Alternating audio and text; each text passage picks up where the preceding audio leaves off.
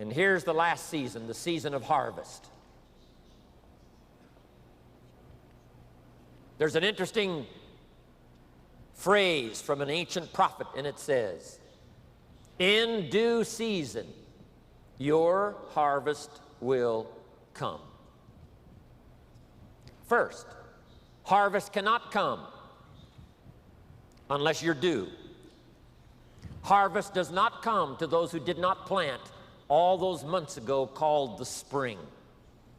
Harvest does not come to those that hope. Harvest does not come to those that wish. Harvest does not come to those who have their fingers crossed. Harvest only comes to those for which it is due. Harvest only comes to those that have planted, that did the job, that told the story, that gave the invitations, that conducted the meeting. You've got to make the expenditure up front. But if you make the expenditure up front, before the harvest is there, you must see the harvest in your mind. You must anticipate the harvest because others have already received a harvest. It gives you hope. But we plant in the dark. We plant not knowing for sure. But if you'll take the risk and talk, if you'll take the risk and go, if you'll take the risk and serve, if you'll take the risk and give an opportunity to someone, if you'll take a risk and get on an airplane, if you'll take a risk and go see the people, if you'll take a risk and conduct a meeting, I promise you, as time unfolds, your harvest will come. If you put your heart and soul into it, your harvest will come.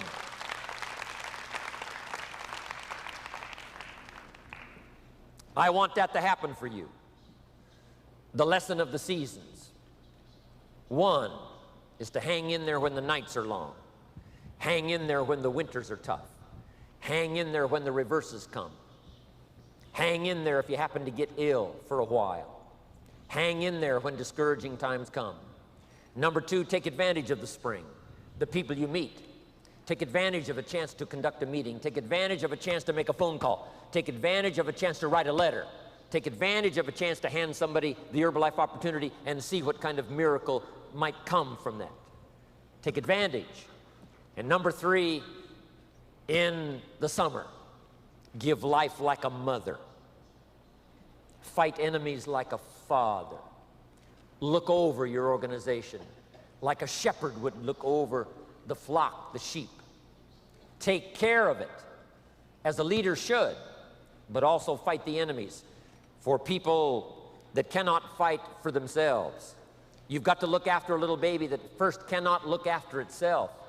You've got to have vision for a child in looking into the future when the child has no vision of his own. Here's the key phrase in Herbalife: let your distributors borrow your eyes to see into the future. Things they cannot at first see. Let them borrow your vision.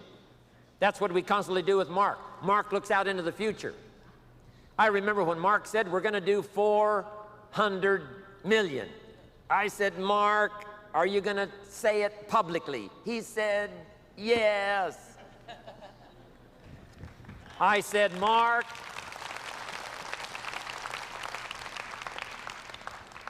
are you going to ask me to say it?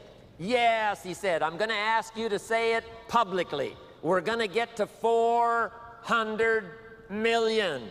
I said, Mark, I'm not sure I can see it. He said, borrow my eyes.